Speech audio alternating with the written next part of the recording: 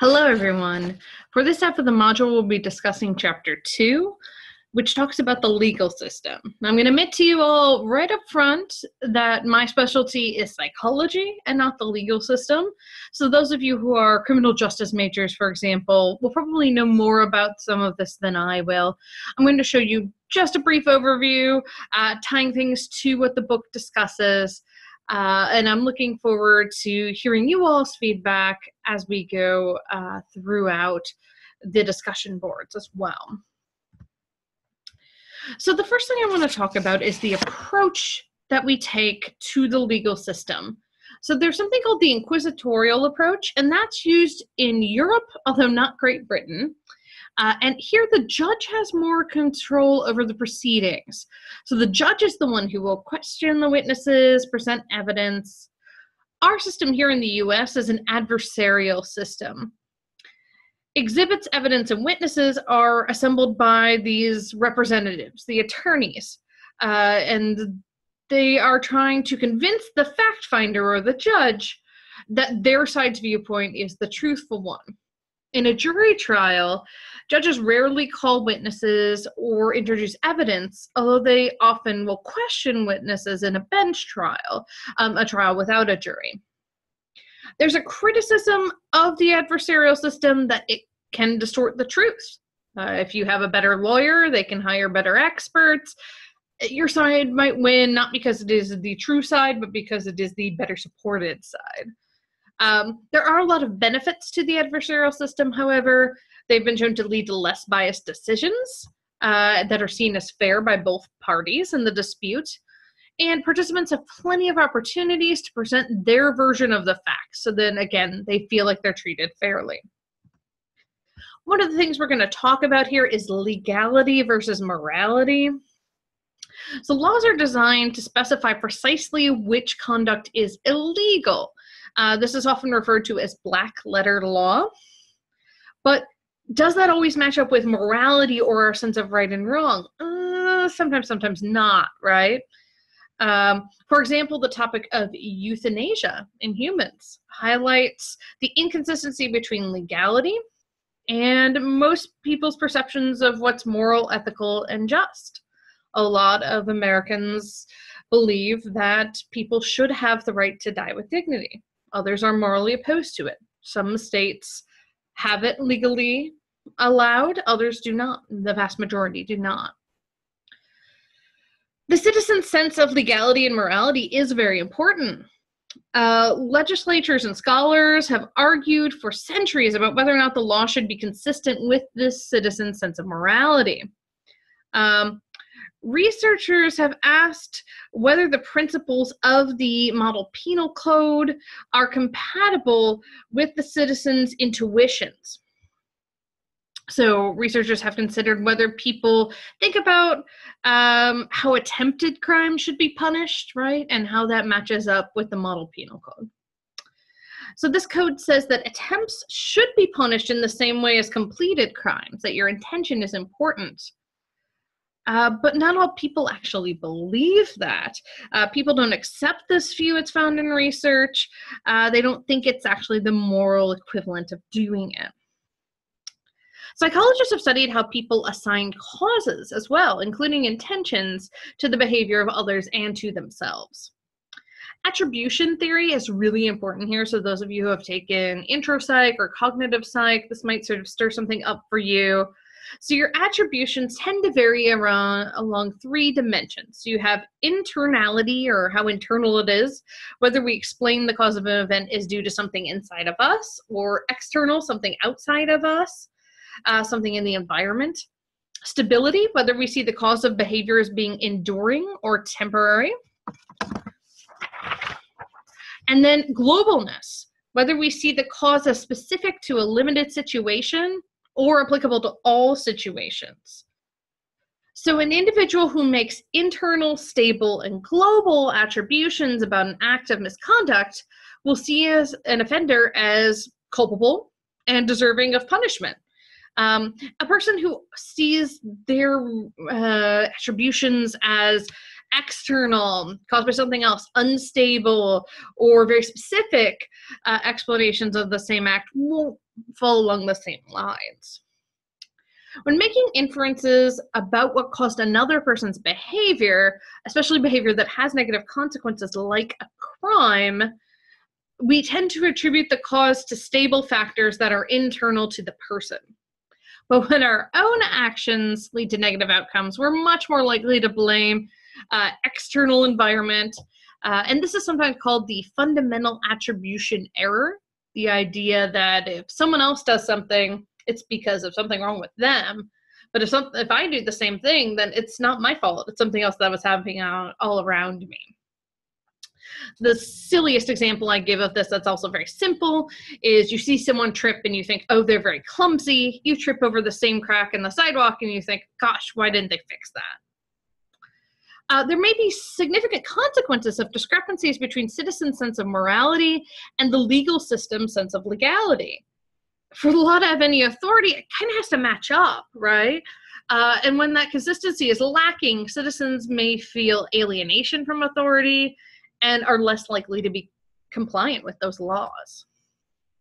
Now we're going to touch on some historical perspectives on justice. And again, just brief overview here. Don't want to dig too deep into it. So in the Old Testament, in Homer's The Iliad, justice basically means revenge, right? So it was often related to religion of whatever type, tied to church proceedings, and this really continued for many years. So think about things like the Salem witch trials, think about things like Galileo being tried for heresy, right? One of my favorite quotes ever actually is by Galileo, and he said, "I do not feel obligated to believe that the same God who has endowed us with sense, reason, and intellect has intended us to forego their use." Solon in the 6th century BC Athens was a poet, philosopher, soldier, merchant, economist, social critic, one of those people who kind of has it all, right? Kind of does a little bit of everything. He wanted peace and order. He wanted to end the cycles of violence in Greece that were occurring at the time. So he transformed this passion into trying to think about how we can make vengeance or revenge into a system of justice instead, based on rule of law, equality before law, redistribution of power through the law, resolution of conflict through public court systems. There were actually juries of peers in adversarial proceedings before a judge. Sounds very familiar. Religion was separated from justice for the first time in human history.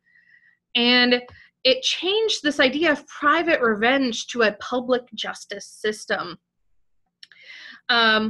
Intent and motive for your crime became really important issues at that point in time. And those are really psychological issues in nature. So psychology has been intertwined with the law since the 6th century BCE. And punishments were considered proportional to the crime as well. That was really important. And then we have Aeschylus. Pardon Latin scholars, my Latin is horrific and my Greek is even worse. But this person existed 100 years after Solon and produced a tragic drama that concerned the topics of justice and kept the idea of humanistic justice alive. So a voice to these ideas that were developed 100 years before in 5th century BCE. By the time of the Golden Age of Athens, in that 5th century BCE, the concept of justice came to be more about achievement of well-being of individuals, again, rather than this personal revenge. During the Crusades, however, the Eastern Church transferred manuscripts of Greek masterpieces to the safety of Rome. And this was really the foundation of ideas of justice and the justice system in Europe, and most particularly in Great Britain. In British or English society, they tried to be more representative in the justice system. They moved to the adversarial system, having juries and the concept of equality before law. And maybe not surprisingly, since we were originally a British colony, this highly influenced the American sense of the justice system. So a question really remains, what is justice? And certainly I can't answer this in this very brief lecture, nor could we answer this just in this class. In fact, when I was an undergraduate myself, I took a 2-semester-long course called Quest for Justice in the political science department. But I can give you a little brief overview for the context of this course. So there is distributive justice models, and these suggest that a person will be more accepting of decisions and more likely to believe that disputes have been resolved appropriately if the outcomes seem just or are distributed equitably. Procedural justice models suggest that if individuals view the procedures of dispute resolution or decision-making as fair, then they will view the outcome as just, regardless of whether it actually favors them or not. Common sense justice is basically ordinary citizens' basic notions of what is just and fair. Researchers have found evidence that the black letter law on the books may be at odds with the community sentiment, may be at odds with this idea of common sense justice. So there are 3 possible discrepancies between jurors' intuitions and these legal concepts and procedures. So the common sense context is typically wider than what the scope of the law is. Jurors' perspective on the defendants and the victims' actions are much more subjective, right? They're people, so they're going to judge it from some very subjective point of view that may not match up with what's in the law.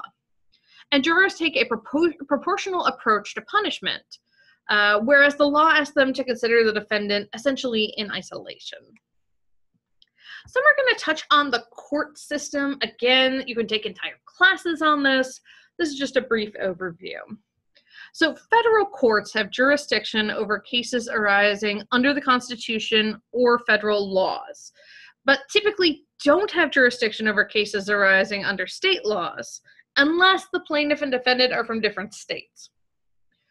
Federal courts include trial courts, appellate courts, and the U.S. Supreme Court. So the federal trial courts are called the United States District Courts. There's at least 1 district in every state. The appellate courts are called the United States Court of Appeals. And there are 13 federal courts of appeals divided into geographical circuits, they're called.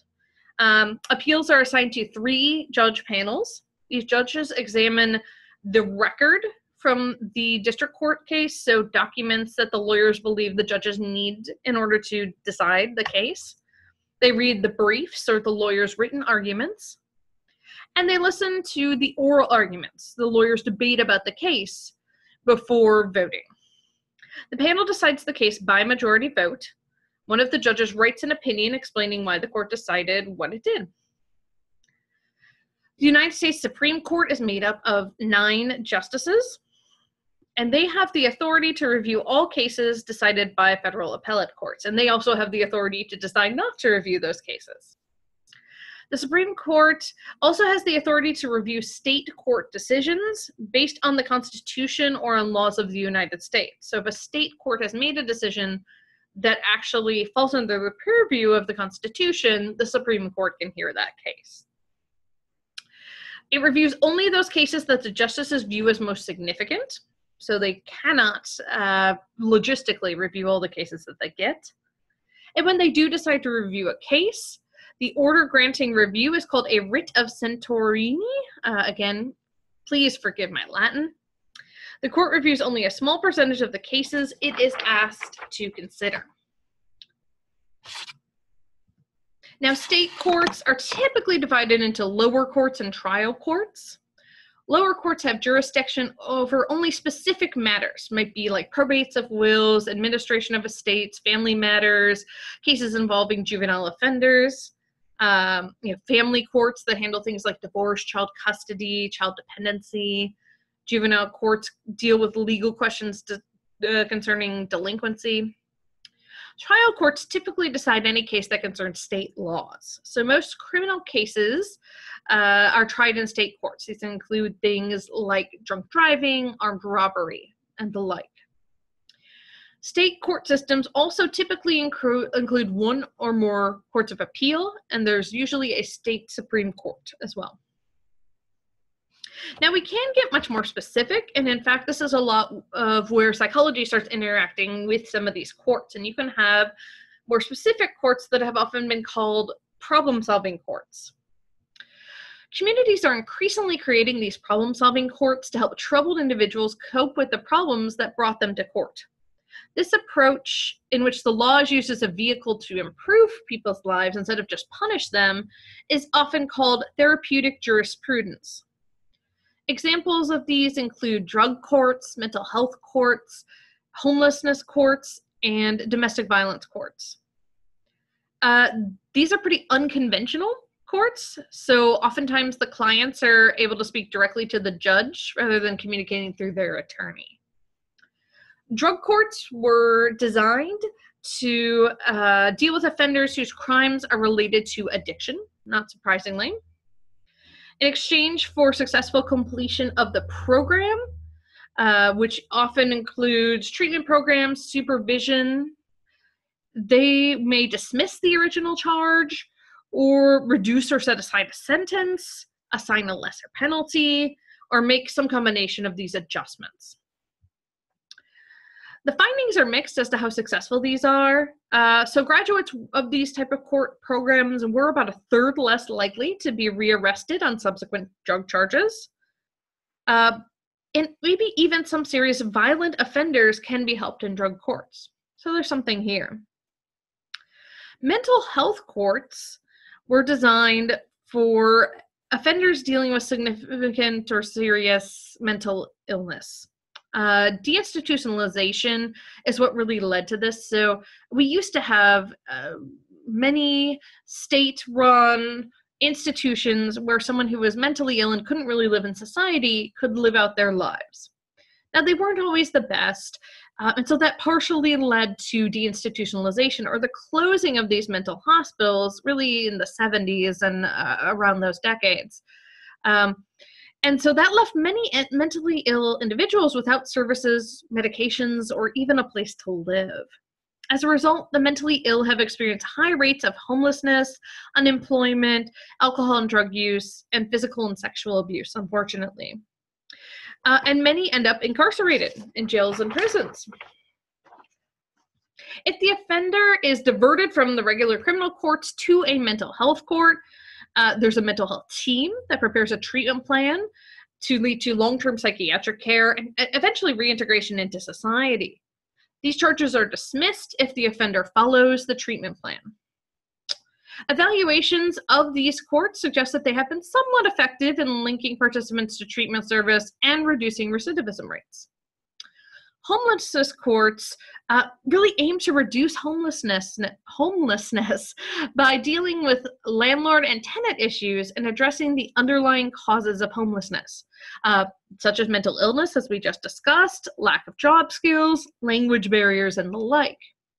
The result is a reduction in low-level crime and decreased recidivism by offenders. Domestic violence courts have coordinated efforts to hold perpetrators accountable, to enhance victim and child safety, and promote informed judicial decision-making.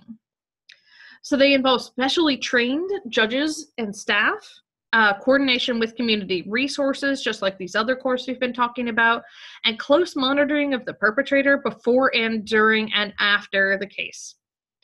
They also differ in a couple important aspects. They start from the premise that the offender's behavior is learned rather than rooted in treatable addiction or illness. So court proceedings are primarily adversarial rather than more of these therapeutic styles we've been talking about. Both victims and perpetrators have expressed satisfaction with domestic court proceedings and outcomes. Domestic violence courts processes cases more quickly and have higher rates of guilty pleas.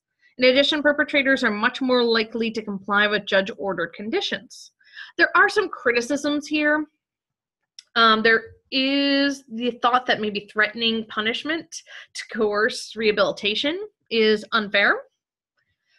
Guilt or innocence is maybe not being determined by a trial in the way we typically think of it. And prosecutors feel pressured to favor rehabilitation of the offender over perhaps protection of the society. And defenders feel pressured to plead their citizens' their clients guilty and to inform the court of client's failure to comply about the terms of probation. So can be really tricky. When you get to your group assignment for this part of the module, you're going to talk about a specific case of Justice Deemick and how he uses these type of courts. And I'll be interested to see what you all have to say.